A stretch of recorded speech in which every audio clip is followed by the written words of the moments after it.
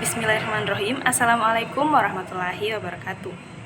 Puji syukur kita panjatkan kehadirat Allah Subhanahu wa Ta'ala yang telah melimpahkan berkah dan rahmatnya sehingga saya masih diberi kesempatan untuk memaparkan salah satu materi terkait mata kuliah perpajakan.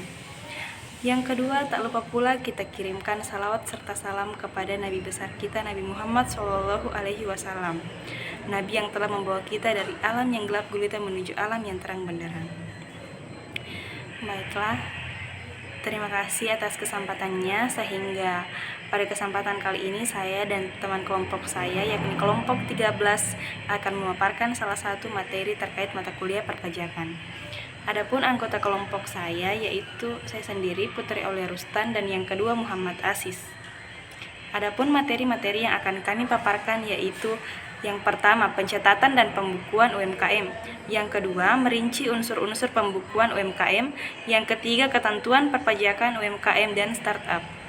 Baiklah, langsung saja kita masuk ke materi pertama yaitu pencatatan dan pembukuan UMKM. Pembukuan merupakan dasar dari sistem akuntansi sebuah usaha bisnis.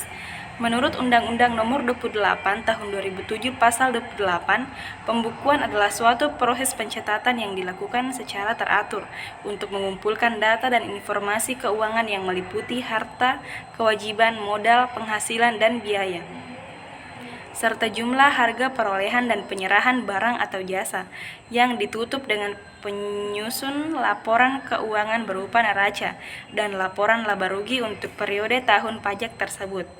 Sistem yang umumnya digunakan di usaha kecil menengah dengan volume transaksi rendah ke sedang adalah sistem masukan tunggal.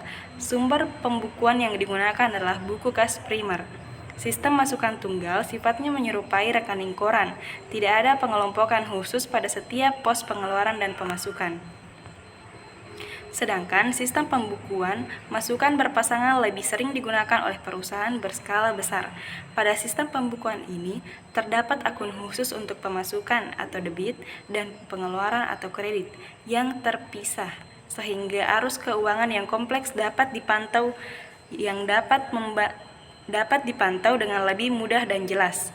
Sistem pembukuan inilah yang dapat membantu memetakan arus keuangan usaha dengan lebih jelas dan nyata.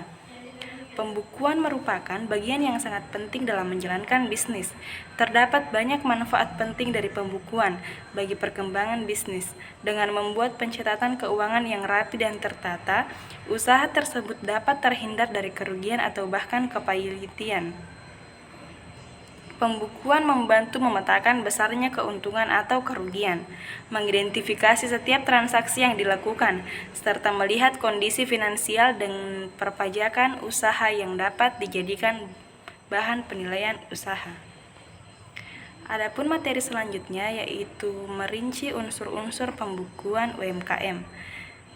Adapun unsur-unsur pembukuan UMKM yang pertama yaitu aktiva. Aktiva sendiri merupakan aset atau harta kekayaan yang dimiliki oleh perusahaan atau bisnis.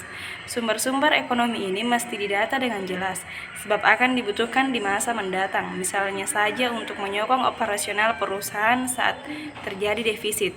Kedua, pasiva. Selain aset, perusahaan atau bisnis biasanya memiliki kewajiban berupa utang. Utang perusahaan ini bisa berasal dari masa lalu dan harus dilunasi di masa mendatang. Pembayaran kewajiban umumnya melibatkan aset atau sumber ekonomi yang dimiliki perusahaan.